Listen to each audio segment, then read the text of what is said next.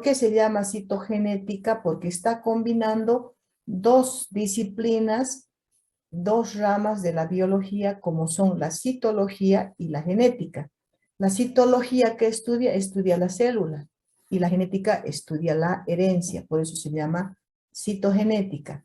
Además, en este mismo tema de citogenética, vamos a estudiar nosotros el cariotipo humano, es decir, cómo están formados.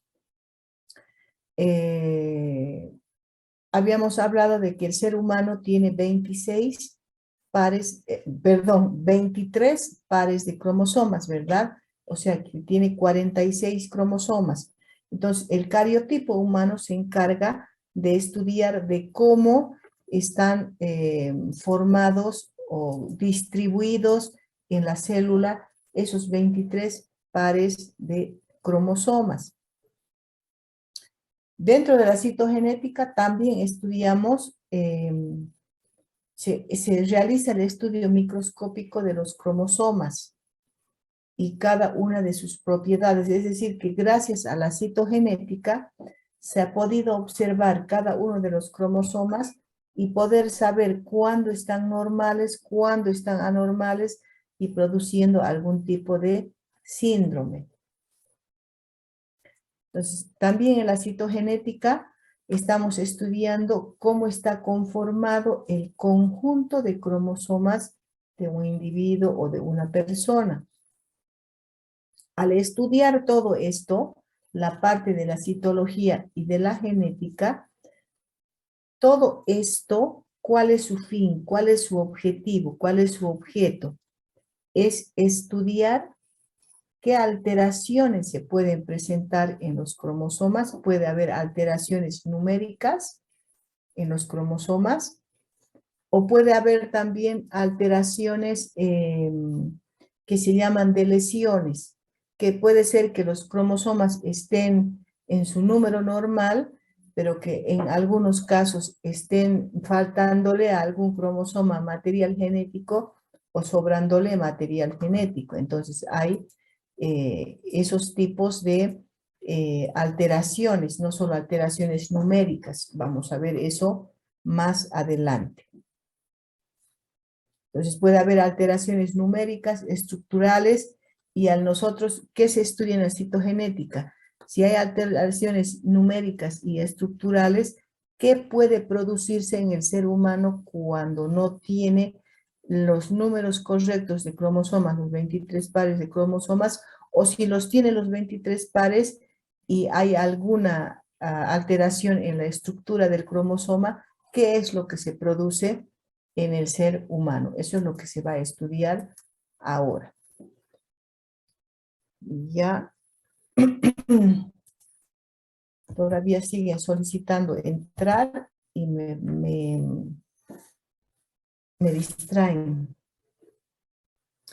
Entonces, fíjense, cuando se producen alteraciones en los cromosomas, podemos estar hablando de alteraciones congénitas, es decir, que ya se han heredado esas alteraciones, o puede que sean adquiridas, que yo haya nacido, una persona haya nacido con sus cromosomas sin ninguna alteración, pero que se adquiera, ¿no es cierto?, en el transcurso de la vida. En cambio, cuando hablo de congénito es porque he nacido así. Además, estas alteraciones que pueden producirse en los cromosomas, puede que esté presente la alteración en todas las células del organismo o solo en algunas. Con eso, ¿qué les estoy diciendo, chicos? En que absolutamente todas, pero todas las células, cada una de las células que conforman el organismo humano, cada una de ellas tiene los 23 pares de cromosomas. Cada una de nuestras células. No nos olvidemos, por ejemplo, los órganos de nuestro organismo, todos, llámese la piel, llámese el hígado, los riñones, todos están conformados por muchísimas células. Y cada una de esas células tiene 23 pares de cromosomas. Entonces, lo que estamos diciendo aquí es que la alteración, ya sea numérica o estructural, puede que esté presente en todas las células del organismo de esa persona, o puede que esté presente en algunas células y no en todas. Ya es en el año 1956 que el investigador Tijo y Levan demuestran que en el núcleo de las células del ser humano, o sea, en el núcleo de todas las células humanas, hay 46 cromosomas, es decir, lo mismo que 23 pares de cromosomas. ¿Y esto en qué han observado estos investigadores? Que sí existen 46 cromosomas, o lo que es lo mismo, 23 pares de cromosomas, cuando han realizado un cultivo de fibroblastos de pulmón. Ahora, cuando yo les hablaba en la anterior clase de síndrome de Down, entonces hasta el año 1959, fíjense, no se sabía que el síndrome de Down, tampoco se llamaba síndrome de Down, no se sabía que estaba producido por alguna alteración cromosómica. Es hasta 1959 donde Lejeune y Coles asocia ya una alteración cromosoma con el síndrome de Down, que se llama la trisomía del par 21. Porque hasta antes de 1950 los llamaban los niños mongólicos. ¿Por qué? Porque su carita se asemejaba a los rasgos que tienen los niños en Mongolia, o sea, las personas en Mongolia. Pero haciendo estudios, hemos dicho que es una ciencia relativamente joven, nueva la genética, entonces haciendo estudios más, o sea, ya comenzando a estudiar el cromosoma, se llega a saber que en el síndrome de Down, en los niños, en ese tipo de niños, lo que se produce es una alteración numérica en los cromosomas. Es decir, tenemos 23 pares de cromosomas, ya lo van a entender mejor cuando vean un cariotipo. En el par 21, en vez de haber 2 cromosomas, hay 3 cromosomas. Y eso es lo que produce el síndrome de Down, el que ellos tengan, esos niños, esa característica. En el 1971, Casperson ya comienza a describir, dice, el método de bandeo cromosómico. Eso es, ya él comienza a describir cómo se van o cómo estarían ubicados los cromosomas en cada una de nuestras células. A eso se llama bandeo cromosómico. Entonces, estos bandeos, sobre todo el bandeo Q y otras técnicas que así se llaman, o sea, una de las técnicas se llama el bandeo Q, ¿a qué nos ayudan? A identificar cada uno de los cromosomas. Cuando veamos cada uno de los cromosomas y cómo son, o sea, cuál es la estructura y el tamaño de los cromosomas, se van a dar cuenta ustedes de cuáles son las bandas. Los cromosomas tienen varias bandas, no son todos del mismo tamaño, no tienen todos la misma apariencia, como vamos a ver más adelante. Entonces, por todos estos estudios que se han realizado desde el año 1956, es que se puede ver que muchas alteraciones cromosómicas son las responsables de síntomas, de signos que uno puede observar en las personas y que antes no se tenía certeza que era por alguna falla ya sea en la estructura o en el número de los cromosomas.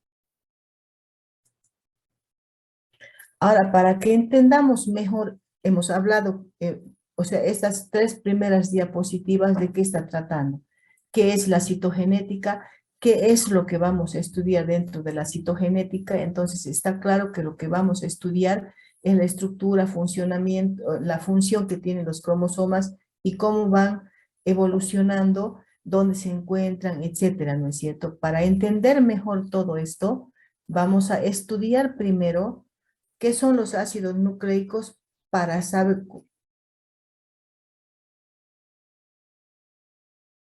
vamos a saber cómo están estructurados o formados cada uno de los cromosomas, ¿no es cierto? ¿Por qué?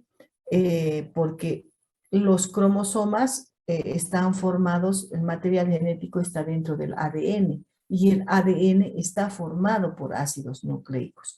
Yo sé que han estudiado en química qué son los ácidos nucleicos y todo lo demás, pero lo vamos a repetir como que para no decir, sí, yo lo doy por entendido, que ellos ya lo saben, que ustedes ya lo saben, y en una de esas hay todavía algo de falencia sobre esto, ¿no es cierto? Entonces, quizás alguno de ustedes, al entender muy bien química, no va a tener problema, o la mayoría de ustedes no van a tener problemas sobre esto, ¿verdad? Entonces, ¿qué son los ácidos nucleicos? Son polímeros, o sea, químicamente estamos hablando de polímeros que están formados por la unión de enlaces fosfoésteres químicos de unidades llamadas nucleótidos. ¿Qué son los ácidos nucleicos? Son compuestos químicos que tienen un elevado peso molecular, por lo tanto, al tener elevado peso molecular, son macromoléculas. ¿Por qué se llaman ácidos nucleicos? Porque cuando se los ha descubierto a un principio, han sido localizados en el núcleo celular. Entonces, por eso de ahí viene su nombre de decir ácido nucleico, ¿verdad? Ahora, ¿cuál es la estructura de un ácido nucleico? Vamos a ir viendo, ¿no es cierto? Entonces, si ustedes se fijan, todo ácido nucleico, ¿qué va a tener primero? Una base nitrogenada. Ustedes están viendo, esta es una base nitrogenada. Son estructuras cíclicas que contienen nitrógeno, carbono, hidrógeno y oxígeno, ¿no es cierto? Además, esta base nitrogenada siempre va a estar unida a un azúcar y va a estar unida a un grupo fosfato. Entonces, si yo, por ejemplo,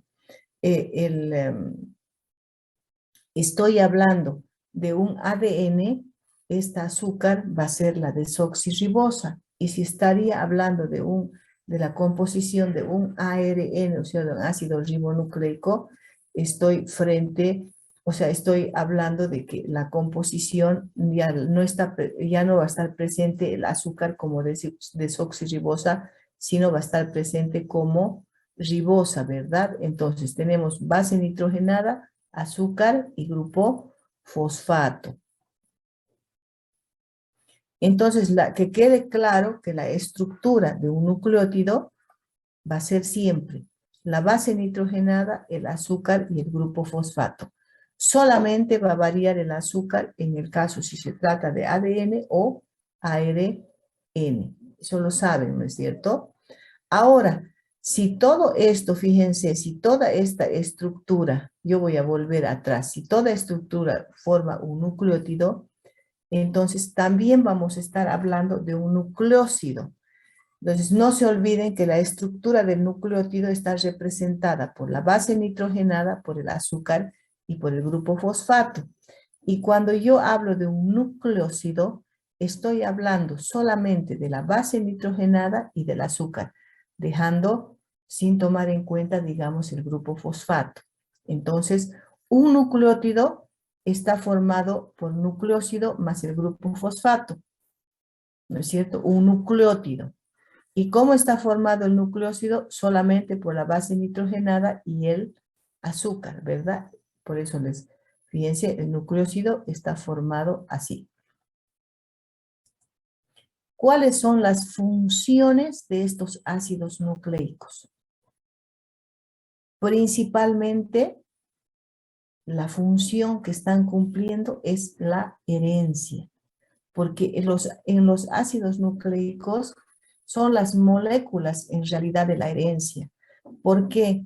Porque el ADN está formado netamente de ácidos nucleicos, el ADN. Entonces, son las moléculas básicas de la herencia. El ADN está formado de ácidos nucleicos. Por lo tanto, estamos hablando de que los ácidos nucleicos constituyen el material genético de los organismos. Son necesarios siempre para el almacenamiento y la expresión de la información genética. Entonces, en todas las células del organismo, absolutamente en todas, en el núcleo van a estar presentes los ácidos nucleicos a través del ADN, ¿no es cierto? Y donde se está almacenando toda la información genética. Entonces, fíjense aquí para que entendamos bien el ácido nucleico. Dice, la unidad básica de los ácidos nucleicos es el nucleótido. Entonces, el ácido nucleico, ¿a qué llamo ácido nucleico? A una cadena de estructuras formadas por el nucleótido. Si hemos hablado en primer lugar que el nucleótido era la base nitrogenada, el azúcar, ¿no es cierto? Y el grupo fosfato. Entonces, ¿quién es la unidad básica de un ácido nucleico, de los ácidos nucleicos? La unidad básica es todo esto, es el nucleótido. Porque un ácido nucleico está formado por la unión de varios nucleótidos. Eso que se entienda. Es un ácido nucleico. La unión de varios nucleótidos. ¿Y cómo está formado el nucleótido? Está formado por base nitrogenada, azúcar y grupo fosfato. Y el nucleótido, ¿cómo está? ¿Por qué está formado? Por el nucleósido. No, eso no se olviden. El nucleósido es solamente la base nitrogenada y el azúcar. El nucleótido es la base nitrogenada, el azúcar y el compuesto de fósforo, ¿verdad? ¿Se entiende? Entonces, dice aquí la unidad básica de los ácidos nucleicos es el nucleótido. Eso está claro. Una molécula orgánica compuesta por 3 componentes. Entonces, este nucleótido está compuesta por 3 componentes. La base nitrogenada, que es una purina o una piridina. Está compuesta por el azúcar, que puede ser la ribosa o la desoxirribosa. Y como ustedes se fijan, es una pentosa, ¿no es cierto? En estos anillos cíclicos podemos encontrar hexosas también, ¿no es cierto? Pero esto es netamente una pentosa. Y puede estar, dependiendo del ácido nucleico en el que esté presente, si se trata del ácido desoxirribonucleico o del ácido ribonucleico, es que va a cambiar, y hemos dicho, el azúcar. Si estoy hablando de ADN de ácido desoxirribonucleico, en este mi nucleótido, que es la unidad básica del ácido nucleico, va a estar presente la desoxirribosa. Si estoy hablando de ARN, en esta mi unidad básica del ácido nucleico va a estar presente, ¿quién? La ribosa, ¿no es cierto? Luego tenemos el grupo fosfato, que es causante, dice, de las cargas negativas de los ácidos nucleicos y que le brinda la característica de ácidas. Entonces, esta estructura es el que le está brindando la característica de ser un ácido, ¿no es cierto? Entonces, no se olviden eso, que la composición, o sea, que la unidad básica de los ácidos nucleicos va a ser siempre el nucleótido. ¿Y cómo está formado el nucleótido? Está formado por 3 componentes. Base nitrogenada, que puede ser una purina o una pirimidina. La pentosa, que es el azúcar, que puede estar ribosa o desoxirribosa, dependiendo del ácido nucleico de que se trate, ¿no es cierto? Si se trata del ácido desoxirribonucleico, va a estar presente como pentosa, como azúcar, la desoxirribosa. Si se trata de un ácido, del ácido nucleico, del ácido ribonucleico, del ARN, entonces estamos hablando como pentosa o como azúcar de la ribosa. Eso queda claro. Y luego está el grupo fosfato, que es el que le va a dar la característica de ácida al compuesto. Entonces, eso no se tiene que olvidar. ¿Qué es un nucleótido y qué es un nucleósido? Ahora vamos a ir hablando de cada uno de ellos, de las bases nitrogenadas, desglosando cada uno de ellos para que entiendan mejor. Entonces, ¿por qué se llama base nitrogenada? Y el nombre me lo está diciendo. Porque en su composición tienen nitrógeno, ¿verdad? Además, están formando anillos. Si se fijan, están formando anillos y sobre todo compuestos por nitrógeno. Entonces, derivan de la purina y derivan de la pirimidina. Las bases, dice, cuando derivan de la purina, las bases púricas son 2 y están formadas por 2 anillos nitrogenados. Fíjense, la adenina y la guanina. Y en las que derivan de la pirimidina, obviamente la base las bases son pirimidínicas y ellas son 3. Estoy hablando de anillos nitrogenados que son la citosina, la timina y el uracilo. Ahora dice, la asociación de los nucleótidos con otras estructuras moleculares permite la transmisión de los caracteres hereditarios. Espérenme un ratito, me llama